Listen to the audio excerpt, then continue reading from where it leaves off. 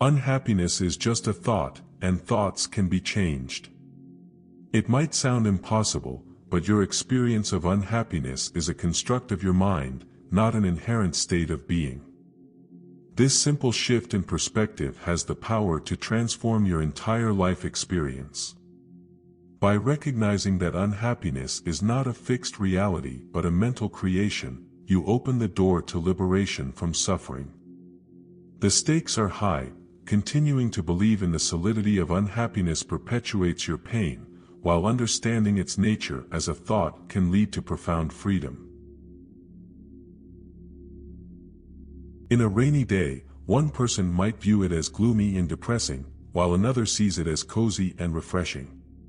The rain itself is neutral. It's our thoughts about the rain that create our emotional experience. This simple example illustrates a profound truth.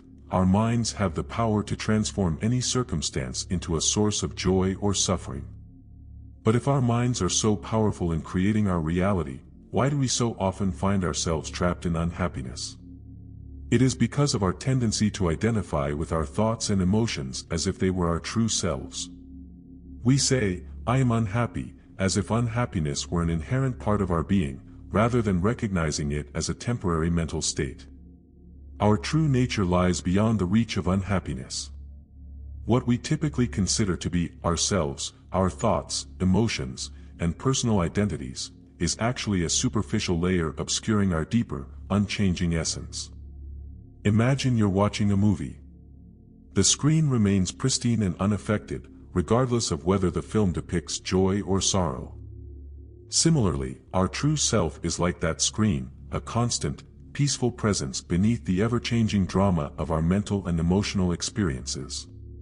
Instead of trying to change or fight against unhappy thoughts and feelings, we can learn to observe them with detachment. By doing so, we begin to realize that we are not our thoughts or emotions, but the awareness that perceives them. You are not experiencing suffering, you are suffering your experiences. Bringing our attention to the present, we create space between ourselves and the mental narratives that often fuel unhappiness. In this space, we find the freedom to choose our response to life, rather than reacting automatically based on habitual thought patterns. When you say, "I am unhappy," who is this I that's experiencing unhappiness? Is it your body, your thoughts, your emotions? As you dig deeper, you might find that pinpointing the exact location or nature of this I becomes increasingly challenging. This difficulty arises because what we typically consider to be our self, our thoughts, emotions, and personal identity, is actually a mental construct. This construct, often referred to as the ego, is the source of our identification with suffering. It's the part of us that clings to unhappiness, using it as a means of maintaining a sense of self. The sufferer as an entity cannot be found. The self that we believe is suffering is, in fact, an illusion created by our minds. Breaking free from the ego's stronghold requires persistent self-inquiry and introspection. As you continue this practice of self-inquiry, you might start to notice a subtle shift. The thoughts and emotions associated with unhappiness begin to feel less solid, less you. You are not what you experience, you are the awareness behind those experiences. This realization can be incredibly freeing. It means that unhappiness is a temporary experience passing through your awareness. Just as clouds pass through the sky without altering its nature, thoughts and emotions, including unhappiness, pass through your consciousness without changing your true self. However, it's important to note that this understanding doesn't come easily or automatically. Our tendency to identify with suffering is a deeply ingrained habit, one that requires conscious effort to break. Breaking this cycle necessitates questioning our identity and the beliefs that perpetuate our suffering. You might find yourself falling back into old patterns of identification with unhappy thoughts and feelings. This is normal and part of the journey. The key is to maintain a gentle persistence in your inquiry, always coming back to the question, who am I really? The key is to notice when it happens and gently guide your attention back to the present moment. Each time you do this, you're strengthening your ability to create space between yourself and your thoughts. Remember, mindfulness it's about cultivating a different relationship with your thoughts and emotions. By observing your mental activity without getting caught up in it, you can begin to see that thoughts, including those of unhappiness, are passing phenomena rather than fixed realities.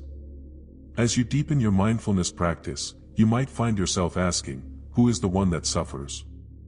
This question, rooted in self-inquiry, becomes even more powerful when combined with mindfulness. You're not just intellectually pondering the nature of suffering, you're directly experiencing the space between your true self and the thoughts that seem to create unhappiness. The truth is, fighting against unhappiness often has the opposite effect of what we intend. It's like trying to smooth out ripples in a pond by slapping at the water, you only create more disturbance. The more we resist our emotions, the stronger they seem to become. It's a frustrating cycle that can leave us feeling even more trapped in our suffering. But there's another way. It's a path that might seem counterintuitive at first, but it has the power to liberate us from the grip of unhappiness. This path is acceptance. Now, when I say acceptance, I don't mean resignation or giving up. It's not about passively enduring your pain or believing that things can't get better. Instead, acceptance is about embracing the present moment fully, without judgment or resistance. It's about acknowledging your feelings and experiences exactly as they are, rather than how you think they should be. True acceptance is like space, it holds everything without judgment. Just as the sky doesn't resist the clouds that pass through it, we can learn to hold our experiences, even the uncomfortable ones, without fighting against them. When we practice acceptance, something happens. We start to realize that our emotions, including unhappiness, are not solid, unchanging states. They're more like weather patterns passing through the vast sky of our consciousness. By accepting them fully, we allow them to move through us without getting stuck. This doesn't mean you'll never feel unhappy again. But it does mean that you can change your relationship with unhappiness. Instead of being overwhelmed by it, you can observe it with curiosity and compassion. You might start to notice that even in moments of unhappiness, there's a part of you that remains untouched, a deep, peaceful presence that's always there, regardless of what you're feeling. As you feel more of acceptance in your daily life, you might find that your unhappiness begins to lose its grip on you. Not because you've pushed it away or overcome it through sheer willpower, but because you've stopped feeding it with your resistance. You've allowed it to be, and in doing so, you've discovered a freedom that exists beyond the ups and downs of your emotional state. Each difficulty we encounter is an opportunity to develop our will and strength. This idea invites us to look at our challenges not as burdens, but as stepping stones on our path to personal evolution. Suffering reveals where we're still attached, acting as a signpost for areas in our lives that require attention. Suffering only shows where you are attached. Therefore, for those on the path, suffering is grace. This perspective encourages us to view our struggles not as punishments, but as valuable indicators of where we need to focus our inner work. For instance, if you're feeling lonely, instead of viewing it as a negative state to be avoided, you might explore what it's revealing about your relationships or your relationship with yourself. Standing at a crossroads, one path leads to continued suffering, while the other leads to acceptance and potential growth. The choice is yours. But how do we make this choice when we're caught in the grip of unhappiness? It starts with awareness. Notice your thoughts without judgment. Are they serving you, or are they perpetuating your suffering?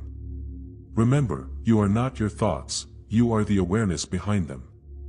Once you've created this space of awareness, you can begin to consciously choose different thoughts. This doesn't mean forcing yourself to be happy when you're not. Instead, it's about choosing thoughts that are more balanced, more compassionate, and more aligned with your true nature.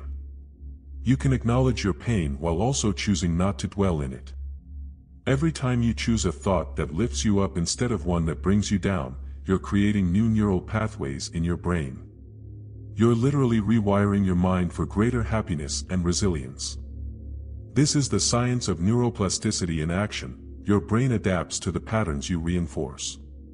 Each morning when you wake up, consciously choose a positive thought to set the tone for your day. Throughout the day, pause regularly to check in with your thoughts. Are they serving you? If not, what could you choose to think instead? When faced with a challenging situation, take a deep breath and remind yourself that you have a choice in how you respond.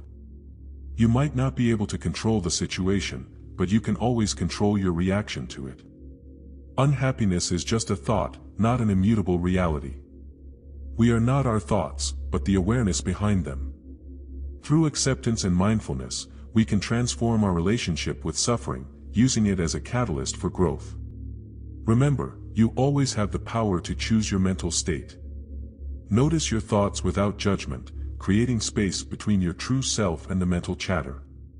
When faced with challenges, pause and consciously choose your response. Each time you do this, you're strengthening your ability to live beyond unhappiness. Your true nature is peace and joy. Unhappiness is merely a cloud passing through the vast sky of your awareness. By recognizing this, you open yourself to a profound freedom that exists beyond the ups and downs of your emotional state.